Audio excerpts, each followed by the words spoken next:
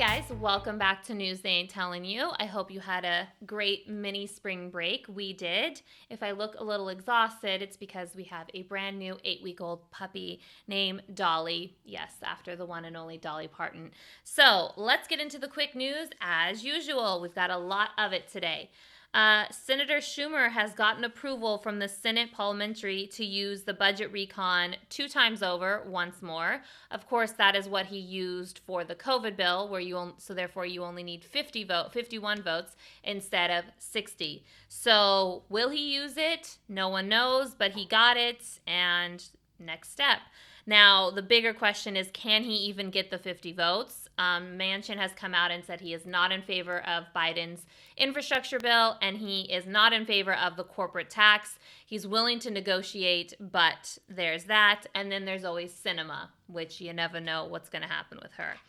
So 60 Minutes, the television show, is under deep fire for editing Governor DeSantis of Florida over his handling of vaccines and a corporation who apparently gave him $100,000. Apparently, they edited it incorrectly, didn't give the facts, which is very surprising for 60 Minutes, but that's where it's going. So people are going after 60 Minutes now, so we'll see where that lands. Senator Manchin, here we go again. Seems he's really the Senate Majority Leader these days. He's warning that the infrastructure deal is in deep trouble.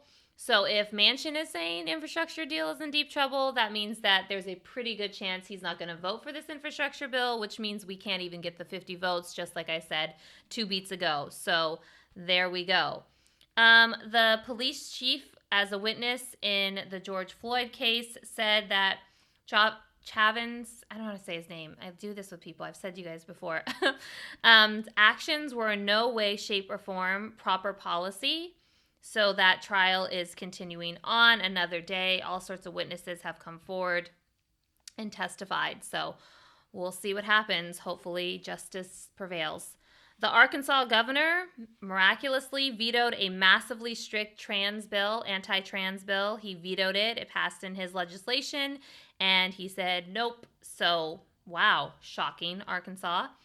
Vice President Harris was in California for the last yesterday and the day before. She went to Oakland and was in Los Angeles.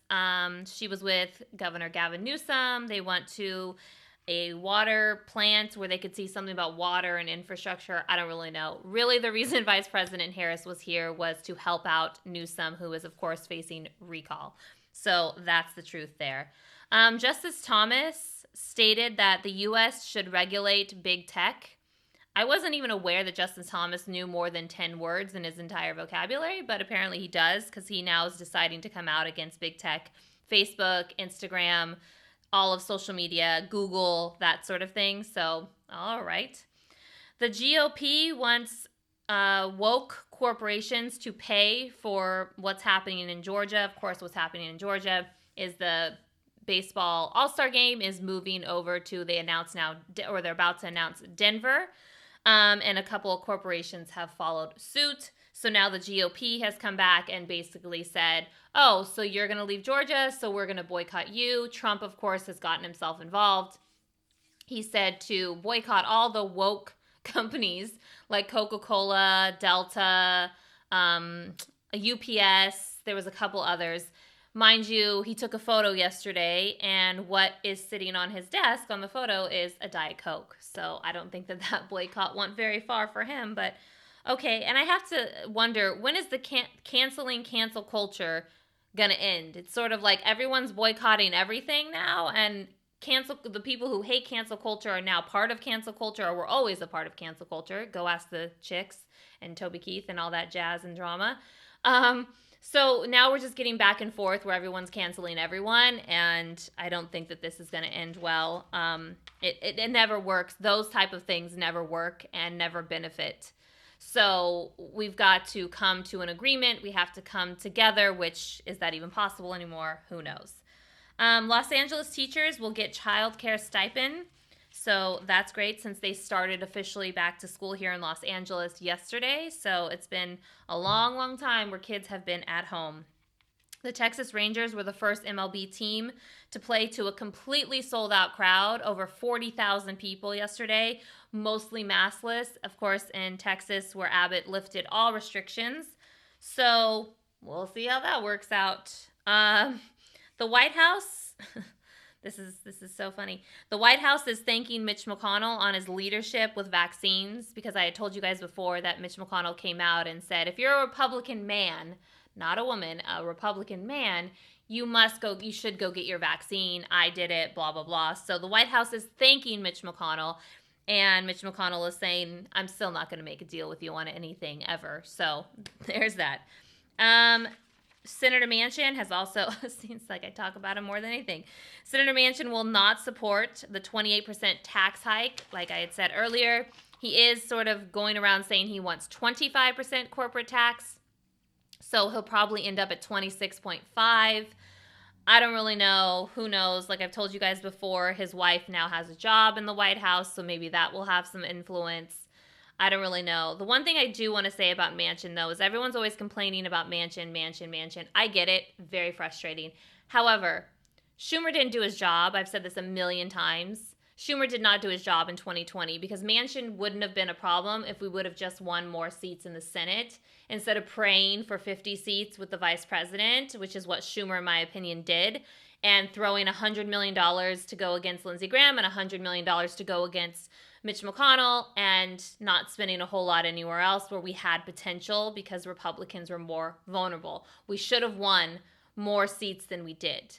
And if we would have had won more seats, then Sinema and Manchin would not even matter. And the reason that Manchin is important is that Manchin votes with us as Democrats 65% of the time. That's way more than any Republican. I know everyone says, oh, he's really a Republican. He's really the 65% of the chance. And we have a seat that never would have gone blue if it wasn't for Joe Manchin. So I don't know about you guys, but I would much rather have Joe Manchin, when he doesn't mean anything and we've won more seats, sitting there than a Republican like his partner with Capito in West Virginia. Google how she votes, because she votes like a true Republican, red. So that's what I'm going to say about Joe Manchin. 33 states now are offering COVID vaccines to all adults. President Biden has come out today and said that he's moving the deadline up in states that all adults be qualified to get COVID vaccines to April 16th. So here in California, all adults will be able to get it as of 16 and up as of April 15th. So all positive news, but there's 33 states that are already ahead of the game. Nina Turner, who is a radicalized left who's running for Congress in Ohio, she has already raised $1.6 million for her House race. I don't think anyone should sleep on her, and I think everyone should be a little bit worried because these House seats are easy for the radicalized left to win, the extreme left to win, and if they gain enough steam, they could be trouble, and Nina Turner, to me, is trouble. Lawmakers believe fixing the border is Biden's job, not their job.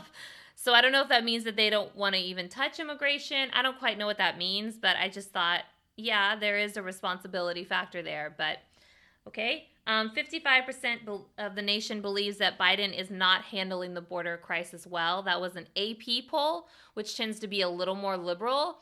So though that's not a very positive number for him. I know he's getting a lot of other positive numbers, but that one's not so positive.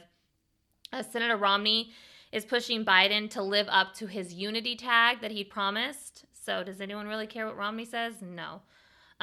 Twitter and media went wild for Dr. Biden the other night because she walked off of Air Force One in fishnets. And they were really cute fishnets. They weren't like, fishnets, but they had like polka dots or something on them. She's walking off of the plane and she has a dress on and people went ballistic and wild. And I swear, you guys, you need to maybe find something else because I thought she looked adorable. President Biden is stalling on ending capital punishment. There's been a lot of push for him to end the death penalty, and they've used his religion to kind of guide with that because he is a Catholic man in so many ways, in every way. But, so they're really pushing on that. The rapper DMX is currently on life support after a drug overdose. It's not looking good. They're saying there's not much brain activity there. So prayers up for DMX. 87% of, this is a recent founding, 87% of Wikipedia editors are men. So all that false information that we're getting from Wikipedia that I know anyone can post on there and all that, but 87% of them are men. Just thought that would be very, very interesting. Governor Abbott of Texas is refusing to throw out the first pitch at the Rangers game, the Texas Rangers game, when they come home for their first home game because of the cancellation of the All-Star game, moving the All-Star game, to Colorado, and on and on. Like I said, cancel. It's like a tennis match. Who's going to win? Tragically, Congressman Hasting passed away today at 84 years old. He's the longest-serving member of Florida's congressional delegation. He served since 1993. He was appointed to the federal court in 1979 by President Jimmy Carter, and was the first African-American judge. So that's tragic today. And Congressman Gates is doubling down, and he's refusing to resign. He wrote an op-ed, apparently, that is just as peculiar as this whole situation is. So I think that story is far from over. Montana's governor has COVID. Now, keep in mind that this governor rescinded mask mandates 2 weeks ago, and now he has COVID. Bill Nye the Science Guy. If you're a 90s kid like me, you know the importance of Bill Nye the Science Guy, the only person who can make science exciting for me. He wants a climate debate with the one and only Tucker Carlson. Now, I would pay pay-per-view to see Bill Nye the Science Guy versus Tucker Carlson, because as ridiculous as Tucker Carlson is, he's a highly intelligent man. And that would be an interesting conversation because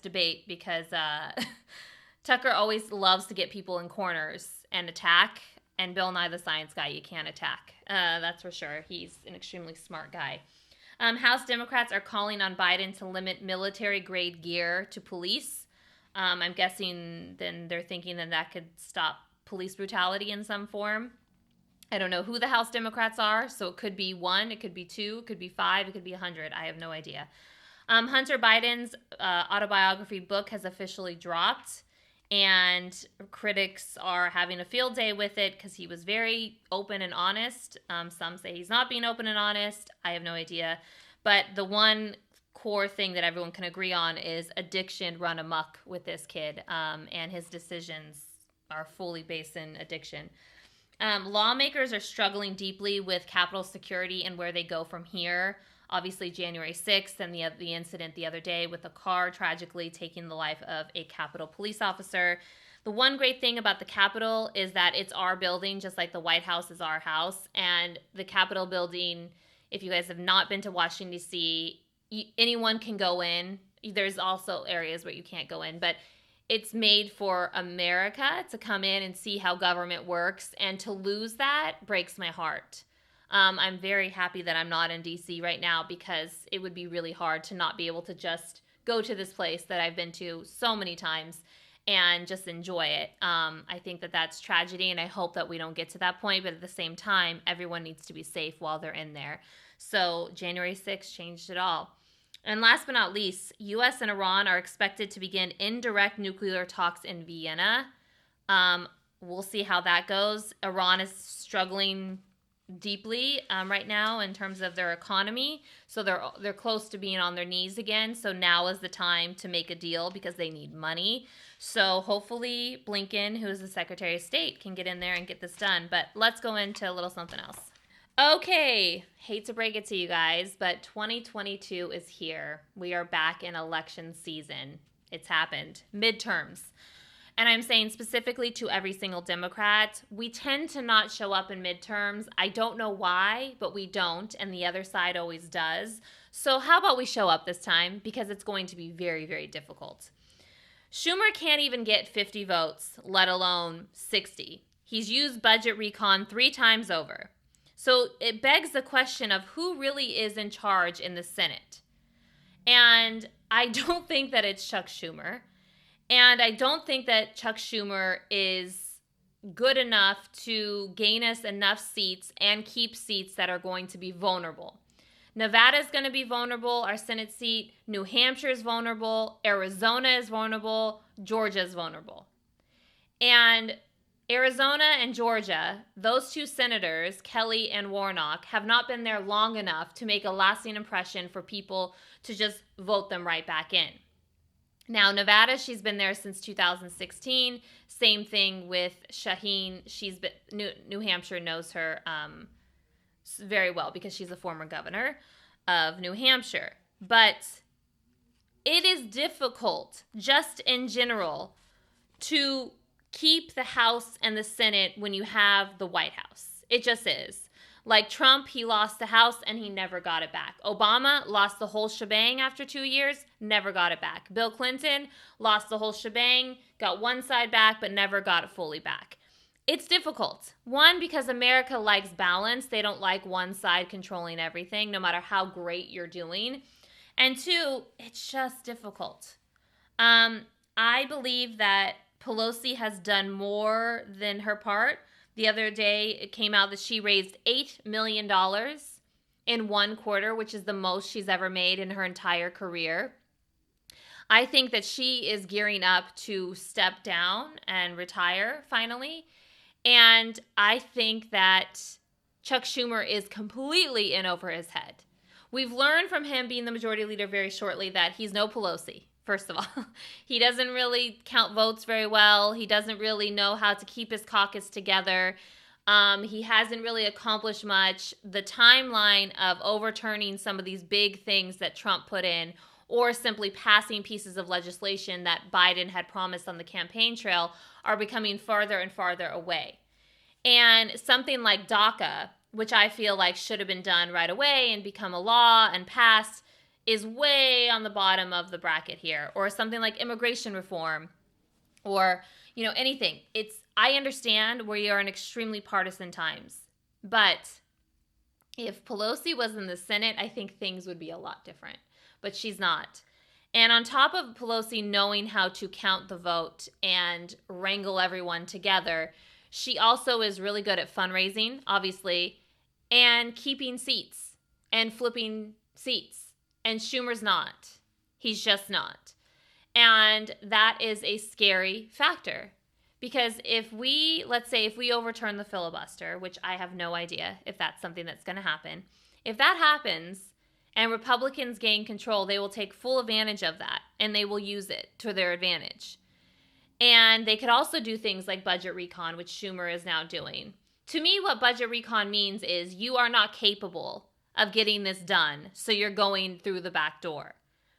Now, to me, Mitch McConnell is beyond scum, and I think most people agree to that. However, he knew how to keep his caucus in order. Everyone in his caucus was afraid of him, and he got things done in terms of, not legislatively, let's not joke with that. I mean that whatever his agenda was, he got done. If he wanted federal judges, wow, he got 100 plus of them. If he wanted Supreme Court justices, he got 3. And Schumer is always, to me, anxious. And we can't be anxious right now. And it can't just be a quick fix. You see, because at the end of the day, the American people aren't stupid. And they're keeping a clear eye on what Democrats are doing right now because we have everything. And it's this simple. Either we have one voice coming out of Congress and the House and the Senate and the White House, or we will lose. We will lose the House and we will lose the Senate. Pelosi has a big, big task for the House. And if anyone can pull that off, it will be her. But it is a big, big task. People are very angry for a multitude of reasons. And when one party is in full control, they take it out on that one party. Even if it's not that one party's fault, they're in control. And that's where we are. And a majority of Americans want bipartisanship. And I get it. Republicans are not meeting even halfway, even a quarter of the way. I understand that.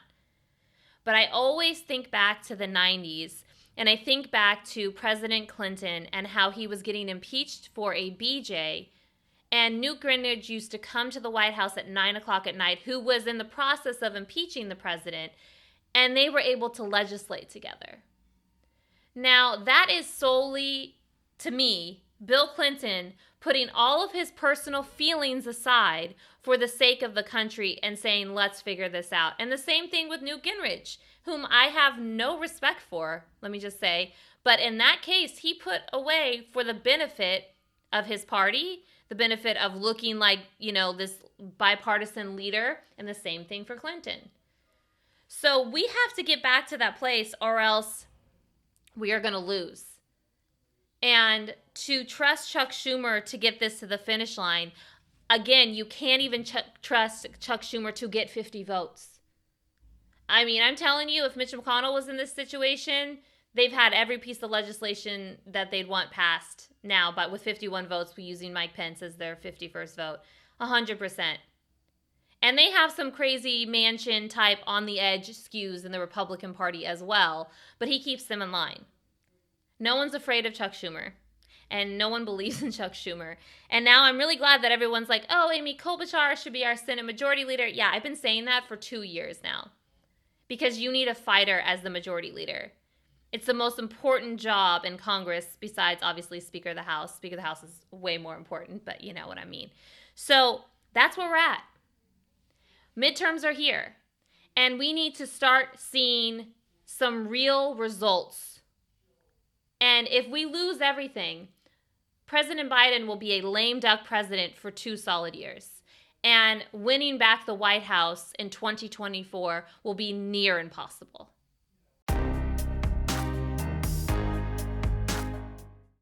Daily Dissent with the OG of the HRC. So I was thinking today about Trump because I saw that photo of him with the Diet Coke after he called for this boycott of Coca-Cola. You can't, I mean, that's the epitome of who Trump is, right? Like, he says one thing and does another, right? He doesn't believe in abortion, and he's pro-choice, or pro-life, but yet his second wife, he asked her, well, what are we going to do when she found out she was pregnant? That's the epitome of Donald Trump. But I just want to say this, though, that what's really interesting, and I don't think that a lot of people are getting, is that Trump is a moment in history that changed the course of our country. Good, bad, and different, that's for you to decide, not me. I'm speaking more as like if I were a historian looking back on 2016, and then his presidency following. He changed the entire course. He changed the entire Republican Party. He changed the entire outlook on social media and politics. He changed the outlook on what does a president look, sound, act like. And everyone is sort of going around wanting to erase Trump and pretend that didn't happen, and I get why. Trust me, I get why. However, instead of erasing it, we need to learn from it. Because if we don't learn from it, little Trumps will pop up everywhere. He is the head of their party. Like, period, point blank. If you want something done in the Republican Party right now, you don't go to Mitch McConnell, you don't go to Kevin McCarthy, you go to Mar-a-Lago and you kiss the ring of Donald Trump. Because of what he has created, this crazy chaos situation, and people love it on that side. In my opinion, your presidential candidates for 2024 will be Florida Governor DeSantis, and Vice President will be Nikki. Oh my gosh, what's her name? Nikki Haley. I literally forgot her name. Nikki Haley. And I believe Nikki Haley will run as president, but I think she won't get very far because of how she tried to disassociate herself with Trump. And I think that that's going to backfire because Trump is the Republican Party. There's rumors that Mitch McConnell is going to step down and resign, and everyone's excited, but yeah, because Mitch McConnell wants to go back to the way things were pre-Trump. He's a good old boy. He wants to go back to that. A lot of politicians, everyone wants to just go back to it. We can't. It's like putting toothpaste back in the tube. You can't do it. This is where we are. Those people who voted for him are still there. Those politicians who believe in what he's saying and are drinking the Kool-Aid are still there in power. He still has power, even though he's hanging out in Mar-a-Lago. Why does every politician go and see him constantly in Mar-a-Lago? To kiss the ring. And what happens when you don't kiss the ring is what happened with Nikki Haley. Now no one's talking about Nikki Haley, where before everyone was talking about Nikki Haley. So what I'm saying to everyone is that instead of pretending like we survived the apocalypse, no, we're still in it. We're still fighting for it.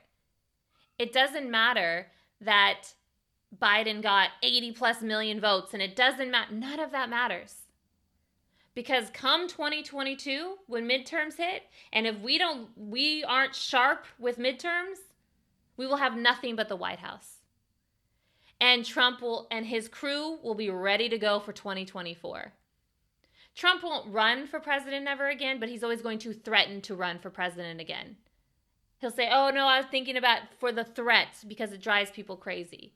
He transformed our entire country, good, bad, indifferent. And we can't go back. We've got to learn from it, we got to grow from it, and we got to be better. And we've got to acknowledge everyone in the room. Because if we don't acknowledge everyone in the room, we will just keep going further and further and further apart, which is what someone like Donald Trump wants. So take of it what you will, but he was a moment in time that we are still living through, that we must, just because he's not president doesn't mean that he doesn't have power. He is the head of the GOP. He says jump and they say how high. All right, guys, until next time, make sure you check us out on Instagram, TikTok, and Twitter. And if you want to listen, make sure and listen on Spotify, iTunes, and of course you can watch on YouTube. Until next time, OG of the HRC, signing out.